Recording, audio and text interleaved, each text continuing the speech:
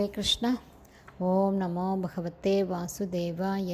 ஹரே கிருஷ்ணா. ஸ்ரீமத் பாகவதம் ஸ்கந்தம் 10 அத்தியாயம் 1.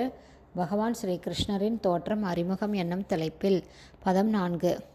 நிவ்ருத்த தர்ஷைர் உபகீயமானாத் பவோஷதாச்சரோத்ர மனோ அபிராமாத் க உத்தம ஸ்லோக குணானுவாதாத் புமான் விரஜ்யேத வினா பசுக்நாத். Purport by Srila Prabhupad. ஜெய் ஷீல பிரபாத். ஹரே கிருஷ்ணா. இதோட எக்ஸ்பிளனேஷன் 4 ஆடியோவில் பார்த்துட்ருக்கோம். பேலன்ஸ் இப்போ பார்க்கலாம். முக்தி பெற்ற ஆன்மீக குருவிற்கும் அவரது சீடருக்கும் இடையில் கிருஷ்ண கதையை பற்றிய உரையாடல் நிகழும் பொழுது சில சமயங்களில் மற்றவர்களும் இந்த சந்தர்ப்பத்தை பயன்படுத்தி கொண்டு இந்த உரையாடலை கேட்டு நன்மை அடைகிறார்கள். பிறவிச் சக்கரத்தின் சுழற்சியை நிறுத்துவதற்கு இந்த விஷயங்கள் அரிய மருந்தாகும். வெவ்வேறு உடல்களை ஒருவன் எடுத்துக்கொண்டே போகும் இந்த பிறவிச் சக்கரத்தின் சுழற்சியானது பவ அல்லது பவரோக என்று அழைக்கப்படுகிறது. விருப்பத்துடனோ அல்லது விருப்பமில்லாமலோ கிருஷ்ண கதையை யாரேனும் கேட்பார்களானால் அவர்களது பிறவி நோய் நின்றுவிடும் என்பது நிச்சயம். எனவேதான் கிருஷ்ண கதையானது பிறவி சக்கரத்தை நிறுத்துவதற்குரிய பரிகாரமாகும், ஔஷத என்று அழைக்கப்படுகிறது. பௌதீக புலனின்பத்தில் பற்று கொண்டிருப்பவர்களால் கர்மிகளால் பொதுவாக அவர்களது பௌதீக ஆசைகளை கைவிட முடியாது.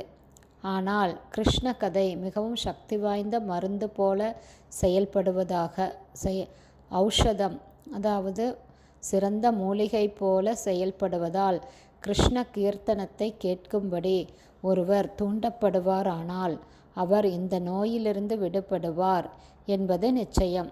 இதற்கு துருவ மகாராஜா மிகச்சிறந்த உதாரணமாவார். அவர் தமது தவத்தின் இறுதியில் பூரண திருப்தி அடைந்தவர் ஆனார்.